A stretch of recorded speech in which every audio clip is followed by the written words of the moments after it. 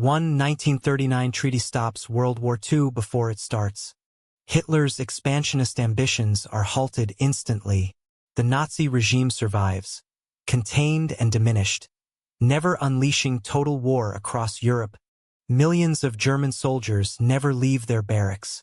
The massive industrial machine intended for conquest sits idle, rusting in the quiet of peacetime. Nations across the globe maintain their peacetime military spending. The frantic race for military dominance that defined the era never takes hold. The race to split the atom never accelerates. Scientists like Oppenheimer continue their academic research, unaware of the weapon that would define the century. The quiet countryside of Britain does not host a secret code-breaking center. Enigma machines remain unsolved puzzles, and intelligence remains a human, not electronic, art. The massive array of radio towers never rises from the English coast. Air defense relies on outdated visual spotting methods rather than instant electronic detection. Industrial capacity shifts from destruction to consumption. Factories produce consumer goods instead of tanks, changing the fundamental economic relationship between nations and their production. Jet propulsion stays a theoretical curiosity in university laboratories. The world is stuck in the mechanical age, far from the electronic revolution that follows. Humanity avoids the psychological trauma of total war. Society does not embrace the idea that total mobilization is necessary for survival or progress. Colonial empires in Africa and Asia continue their slow decline. In a quiet Berlin laboratory, a lone engineer adjusts the throttle on a whirring jet engine prototype. The year is 1945, yet no bombs rain from the sky. The war that would have demanded its perfection never came. Instead, this marvel remains a fragile experiment. Its wings still wrapped in canvas. The world has no need for speed when survival is not at stake.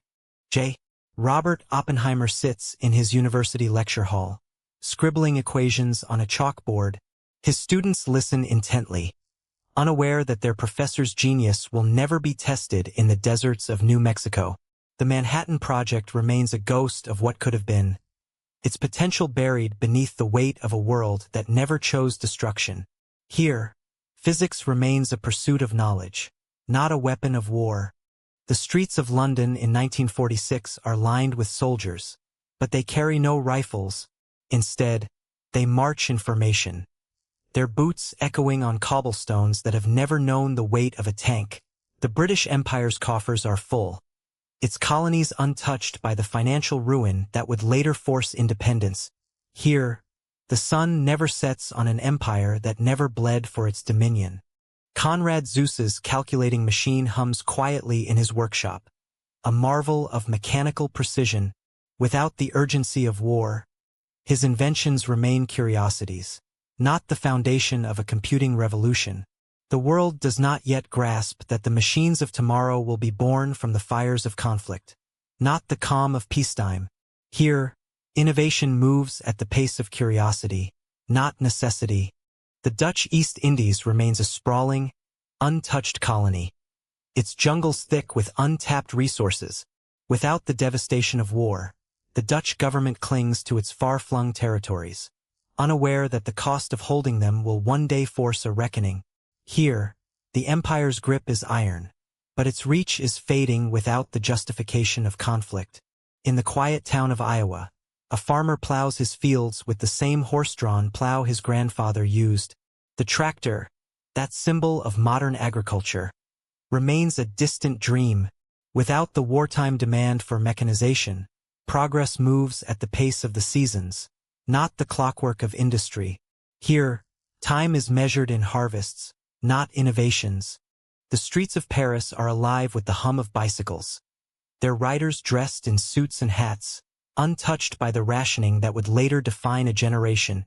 The cafés remain full, their tables occupied by artists and philosophers debating the future without the shadow of war looming over them. Here, culture thrives in the absence of destruction, its light unfiltered by the darkness of conflict.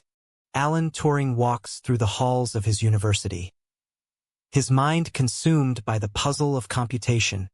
His work on the Turing machine remains theoretical, a brilliant abstraction without the practical demand of breaking enemy codes. The world does not yet know that the man who will one day change the course of human history is still just a dreamer, not a visionary with a mission. By the way, if you like this discussion, don't forget to subscribe. There are many more interesting topics coming up. Light bulb. The British Empire's navy sails the seas with steam-powered vessels, their hulls gleaming under the sun. The radar and sonar technologies that would later revolutionize warfare remain confined to laboratories, their potential untapped. The ocean remains a vast, unexplored frontier, its mysteries preserved by the absence of modern conflict. Here, exploration is driven by curiosity, not conquest. In the heart of the American Midwest, a young woman types away at a manual typewriter, her fingers dancing across the keys. The digital revolution, that seismic shift in human communication, remains a distant fantasy.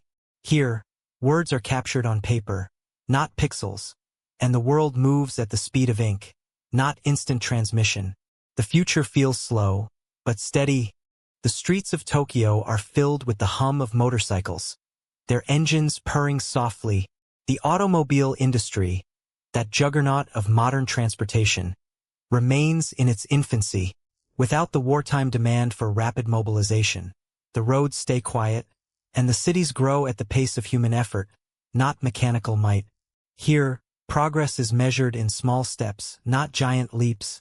The world of 1951 is one where the radio remains the primary medium of communication.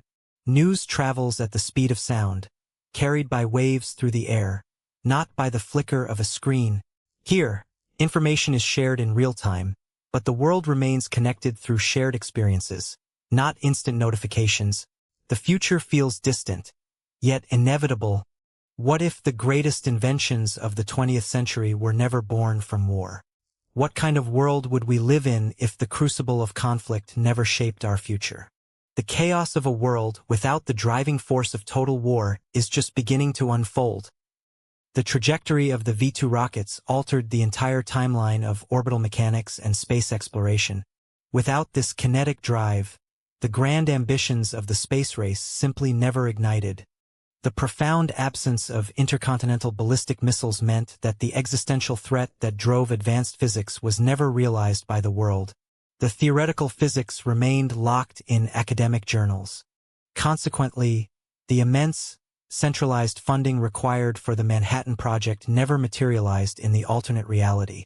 The intellectual leap into nuclear physics remained confined to isolated laboratories and theoretical speculation. The psychological shift that industrialized invention was born from the necessity of total war is entirely absent here. Humanity avoided the brutal crucible that forced unimaginable technological acceleration forward. Decades later, the concept of an interconnected digital network, like ARPANET, never gained traction in this timeline. There was no urgent, shared mandate demanding instantaneous global communication. Without the Cold War's command and control urgency, the foundational protocols for digital networking never evolved. The necessity for secure, rapid communication simply did not exist in this alternate history. Colonial empires, deprived of the economic strain and bankruptcy caused by global conflict, progressed at a much slower, more localized pace. The impetus for decolonization was significantly diminished. The massive industrial scale necessary for early computing machines like ENIAC was never funded by state-sponsored military contracts. This lack of impetus meant large-scale electronic processing remained an abstract dream. The theoretical advancements in nuclear physics, while still occurring, were not weaponized for immediate military application. The knowledge remained theoretical, lacking the practical, terrifying application of the era. The pursuit of rockets, like the V2, was not channeled into orbital dominance. Thus, the monumental race to place objects into space was entirely erased. The dreams of Sputnik and Apollo never took flight. The absence of ICBMs fundamentally altered the geopolitical balance, preventing the kind of high-stakes, interconnected world that necessitated the subsequent technological leaps. The world remained more fragmented and localized. The flow of advanced materials and semiconductor technology stalled significantly without the immense demand provided by military contracts. The industrial drive to mass-produce integrated circuits never materialized. Silicon Valley remained an area of specialized craftsmanship rather than explosive, unchecked corporate expansion.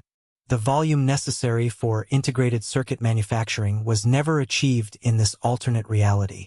The development of early computing, while existing in isolated forms, lacked the massive state investment required to scale up. The theoretical genius of Zeus or Atanasoff never translated into widespread, practical computational power. Medical breakthroughs, particularly in mass penicillin production and trauma surgery, were fundamentally hampered by the lack of battlefield logistics. The necessary infrastructure for rapid medical deployment never scaled up. Advances in blood banking and large-scale public health measures were dependent on the wartime mobilization system. Without that pressure, these critical medical logistics never achieved the necessary mass production. The absence of these industrial catalysts means that the world of 2024 is profoundly different from our own. The digital age we inhabit is a fragile construct built upon a foundation of averted catastrophe. The year is 2024. The world hums with a quiet, mechanical rhythm. No digital pulse. No silent algorithms breathing through servers. Instead, the air smells of ink, oil, and the faint metallic tang of typewriters clattering across desks. This is not the world you know. This is the world that could have been, had the guns of August never fired. Here, the United States of America is a colossus of industry. But its might is built on steam and steel, not silicon and code. Factories roll out automobiles with carburetors instead of engines that run on lines of ones and zeros. The roads are clogged not with self-driving cars, but with drivers who navigate by roadmaps printed on parchment, their fingers tracing the inked lines as they weave through cities that still remember the names of streets before GPS ever existed. The Soviet Union, too, is a superpower, but its satellites do not orbit the Earth. Instead, they are the massive, clanking machines of the 5-year plans, churning out tractors and televisions with cathode ray tubes that flicker with grainy, monochrome images. The Iron Curtain is not a digital firewall. It is a physical barrier of barbed wire and watchtowers, manned by soldiers who communicate via encrypted radio waves, not encrypted data packets. China, meanwhile, has risen not through the export of cheap electronics, but through the export of cheap labor and cheap goods, textiles, ceramics, and porcelain that are shipped across oceans on cargo ships that still rely on paper logs and handwritten manifests. The Great Wall, once a symbol of ancient defense, now stands as a monument to a different kind of isolation. A world where information moves slower, where news travels by telegram and not by tweet. Europe, fractured but free, is a patchwork of nations united not by a digital euro or a single currency, but by the old bonds of trade and diplomacy. The European Union, in this timeline, is a loose confederation of kingdoms and republics, their economies tied together by gold and silver, not by blockchain. The European Parliament meets in a grand hall where delegates argue over tariffs and treaties, their words transcribed by stenographers onto parchment scrolls that are then couriered by horseback. The Middle East, too, is a different beast. The oil that once fueled the modern world's engines now powers the steam turbines of a new industrial revolution. The deserts are dotted with massive, hissing cooling towers, the smoke from which billows into the sky like the ghosts of smokestacks long past. The Arab League operates not through digital diplomacy, but through a web of alliances held together by inked treaties and the unspoken fear of old rivalries. In this world, Africa is not a continent of warlords and failing states, but of ancient kingdoms and emerging empires. The trans-Saharan trade routes are busier than ever. Caravans of camels laden with gold, ivory, and spices crossing the desert under the watchful eyes of merchants who barter in gold dinars and silver dirhams. The colonial powers, weakened by the absence of total war, have retreated to their coastal fortresses, their empires reduced to trading posts rather than vast, exploitative domains. The device in your pocket, the one that connects you to the world in an instant, does not exist. Instead, you carry a pocket watch, its gears turning silently as you check the time. The world moves at the pace of horses and steam, of ink and paper, of physical objects that can be held, touched, and understood.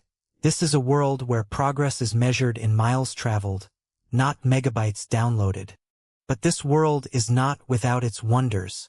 Medicine, though slower to advance, is still a marvel. Hospitals are filled with doctors who treat patients with scalpels and syringes filled with serum. Their knowledge passed down through generations of apprentices. Penicillin is still a miracle, but it is produced in small batches by hand, its mold cultivated in petri dishes that are carefully monitored by the naked eye. Trauma surgery exists, but it is performed in operating theaters that smell of antiseptic and sweat, where the surgeon's hands are guided by years of practice rather than by the cold light of a digital monitor. Education, too, is transformed. Universities are places of deep, intellectual inquiry, where students spend years memorizing vast libraries of knowledge rather than Googling answers on their phones. Lectures are given in grand halls where professors stand before chalkboards, their words filling the air with the scent of chalk dust. The great thinkers of the age are not Silicon Valley billionaires, but philosophers and scientists who debate the nature of existence in cafes and salons, their ideas spread by word of mouth and printed on the pages of books that take months to produce. Cities are alive with the hum of human activity, but they are quieter places. The streets are lined with streetcars that run on overhead wires, their bells ringing as they glide past horse-drawn carriages. Theaters put on plays that require no special effects, their stories told through the words and actions of actors on a stage. Music is played on instruments that require the skill of a human hand, not the cold precision of a digital synthesizer. Life is slower, but it is also richer in the small, human details that have been lost in the rush toward instant gratification. Yet, for all its beauty and richness, this world is not without its shadows. The absence of nuclear weapons does not mean the absence of conflict. Wars still rage, but they are fought with rifles and artillery, not missiles and drones. The casualties are higher, the wounds deeper, and the recovery slower. The world is a place where progress is measured in the lives of individuals, not in the cold numbers of a stock market or the likes on a social media post. It is a world where every decision, every action, has weight, where the fate of nations is decided by the strength of their armies, not the speed of their internet connections. So here we stand at the precipice of a world that could have been, a world where the greatest inventions are not the ones that connect us instantly, but the ones that connect us deeply, a world where the greatest wars are not fought with the push of a button, but with the courage of a soldier standing on a battlefield, his rifle raised, his heart pounding. This is the world that might have been, and the question lingers, would it have been better or worse? And what would you have given up to live in it? What is the dark truth behind this event? Share your theory below and watch our next investigation. Hi everyone! Quick reminder, subscribe for high-quality daily content. Sparkle's Last Chance. Subscribe now before we launch our new series, Unlocked.